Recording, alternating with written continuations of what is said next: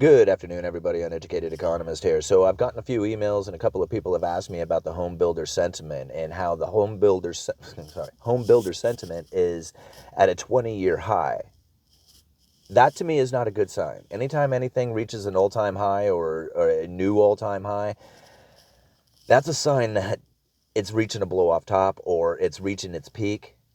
Now, that may not be the case with the home builder sentiment, but when you think about the underlying factors that they're using to bring this optimism to the home builders, to me is not very optimistic, okay? One of them is they're talking about the rising mortgage applications. Now, if you think about this for just a second, there is hardly any place to rent. I know here in Astoria it is very difficult to find a place to rent. If you do find a place to rent, it is incredibly expensive. And then the rent is almost as if you were making a house payment anyway. So whether you are renting or applying for a house, it's the same net outcome coming from you, as an individual. So if you're looking for a place to live, whether you rent or buy, it ain't going to make any difference. So rent applications and mortgage applications, I could see rising together, okay, because there's no place to go.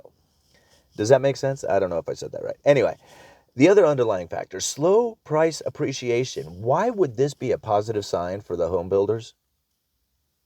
Slow price appreciation? I mean, I guess it could draw more people in to start buying homes, but if the prices aren't rising, then you're going to have an issue with the speculation money coming in that was causing these house prices to increase. So let me explain. Back a few years ago, when you could buy a house and just sit on it, do nothing, and then a few months down the road sell it for a profit, those days are gone. So speculating in the housing market is not a speculation anymore. It's an investment. You have to put money in, remodel, do something, paint it, put lipstick on it, do something, and then sell it. And that effort in there is diminishing. Okay, the price appreciation is not growing exponentially. Well, it never did grow exponentially, but it's not growing as fast as it was. So to me, the price appreciation slowing down is not a positive sign for the home builders. And then they're also talking about a robust jobs market, and this one just kills me because we have less people working per capita today than we did 20 years ago. Okay, sure, there is less people collecting unemployment benefit insurance, but the amount of people who are actually putting out effort is slowed down, is less than it was 20 years ago. The amount of people who are collecting Social Security benefits and insurance, who are drawing on the system, is going up.